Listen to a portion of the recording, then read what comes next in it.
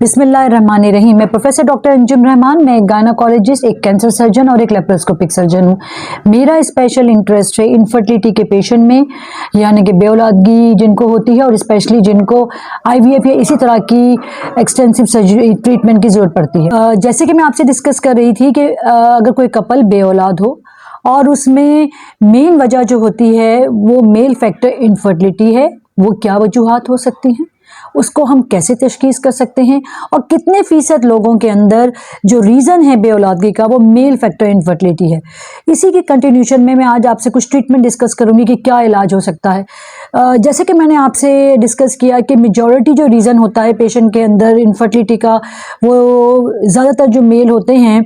उनके अंदर mild degree of infertility ज़्यादातर कॉमन है, अनटिल एंड अनलेस कोई ऐसी सर्जरी हुई हो जिसमें उनकी नस बन हो गई हो या कोई ऐसा जेनेटिक डिसऑर्डर हो, यानी कि फैमिली में कोई ऐसी चीज़ चल रही हो। अदरवाइज हार्मोनल इम्बैलेंस बड़ा कॉमन होता है, कुछ ट्रीटमेंट के बाद वो नॉर्मल हो जाता है, या खुदा ना खासा पेशेंट डायबिटीज़ का पेशेंट हो या कोई और मेडिकल डिसऑर्डर है, कोई ब्लड प्रेशर की ऐसी दवाएं ले रहे हो जिसकी वजह से उनकी जो सीमेन एनालिसिस है वो उसमें अबनॉर्मलिटी आए। सो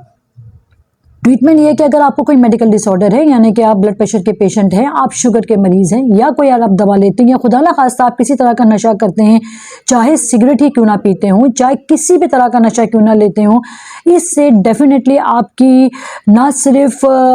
ये जो है मर्दाना ताकत पे फ़र्क पड़ता है, बल्कि स्पेशली ये आपके सीमेन एनालिसिस पे, यानी कि औलाद होने की ताकत में भी बड़ा इफेक्ट कर रहा होता है। तो हमें सबसे पहले तो अगर कोई खुदा ना खास्ता ऐसी कोई बुरी आदत है, हमें इसको अवॉइड करना चाहिए।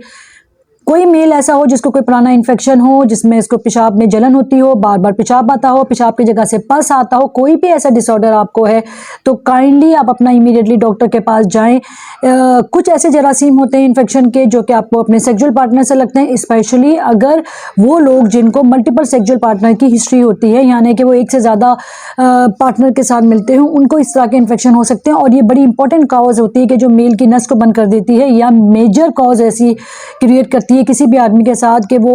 इनफर्टाइल हो जाता है, या ओवर द टाइम खुदा ना खासा उसकी अपनी फीमेल पार्टनर से मिलने की ताकत भी कम हो जाती है। तो अगर कोई ऐसी चीज़ आपको है तो आप अपने इमीडिएटली डॉक्टर के पास जाएं, इसकी ट्रीटमेंट लें, ये बहुत ज़रूरी है। टाइमली ट्रीटमेंट होना बहुत ज़रूरी है, क्योंकि जितना इन्फेक्शन बढ़ेगा ये इन्फेक्शन असेंड होगा, पेशाब के मसाले में जाएगा, इवन गुर्दों में भी जा सकता है।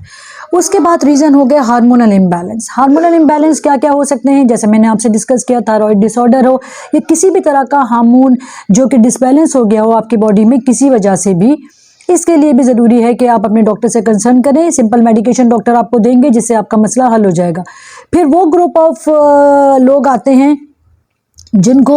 मॉडरेट से सीवियर, यानी कि ज़्यादा ऐसी इफेक्ट हो रहा होता है कि हमें लगते हैं कि चांसेस सिंपल मेडिकेशन से या दवाओं से बच्चा होने के चांसेस कम है, या हमारे उनकी सीमेन एनालिसिस को जब हम मल्टीपल टाइम रिपीट करते हैं, जैसे मैंने आपसे डिस्कस किया पिछले 2 दिन की डिस्कशन में कि किस तरह रिपीट करना चाहिए, अगर उसमें हमें लगता है कि जी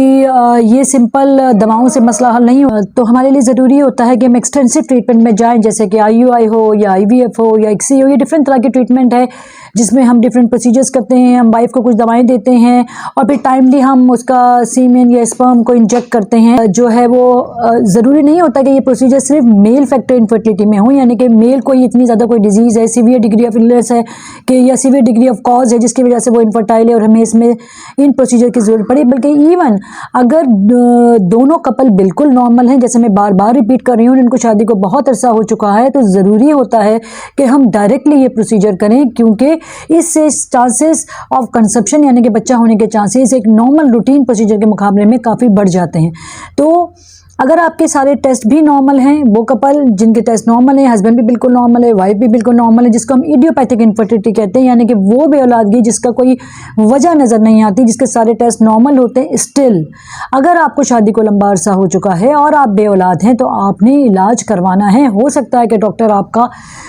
IUI करें या आपका IVF करें, तो यही एक्चुअल आपका ट्रीटमेंट है। एक्चुअली जितनी ज़्यादा एज बढ़ेगी, जैसे मैंने आपसे कहा कि फीमेल में एज बड़ा इंपॉर्टेंट फैक्टर है, इसी तरह मेल के अंदर भी एज बड़ी इंपॉर्टेंट फैक्टर है। दूसरा ओबेसिटी। जी हाँ, ओबेसिटी जो है ना सिर्फ ये आपको डिफरेंट मेडिकल डिसऑर्डर करती है, अगर आप खुदा ना खासा डायबिटीज़ बॉर्डर लाइन पे हैं तो हो सकता है आप शुगर के पेशेंट हो जाएं, अगर ब्लड प्रेशर आपका बॉर्डर लाइन पे हो सकता है खुदा ना खासा आपका ब्लड प्रेशर के परमानेंट पेशेंट बन जाए और आपको डिफरेंट मेडिकेशन लेनी पड़े। इसी तरह ओबेसिटी बड़ा इंपॉर्टेंट रोल अदा करती है, इवन अगर दूसरी कोमॉर्बिडिटीज़ यानी कि और भी चीज़ है उसके साथ मिलके इनफर्टिलिटी में। सो ये कुछ ट्रीटमेंट है, मगर सबसे इंपॉर्टेंट बात ये है कि अगर आप इनफर्टाइल हैं यानी कि आपको औलाद नहीं है, आप शादीशुदा कपल हैं, आप 1 या 2 साल एक साथ बिल्कुल रहते हैं और उसके बावजूद बच्चा नहीं ठहरा, तो आपने इमीडिएटली अपनी ट्रीटमेंट की तरफ जाना है। रादर कि आप वेट करें कि जी आपका जो है ये 2 साल, 10 साल, 15 साल आप वेट करें। जितना ड्यूरेशन आप वेट करेंगे, चांसेस बच्चा होने के उतने ही ओवर द टाइम कम हो जाएंगे। इसके साथ ही मैं आपसे इजाज़त चाहती हूँ। मेरे चैनल को सब्सक्राइब करें, इस पर मेरा नंबर है, अगर आपने मेरी कंसल्टेंसी लेना है आप इसमें मेरा जो है कंसल्टेंट ओपिनियन ले सकते हैं। Thank you very much. Pakistan जिंदाबाद।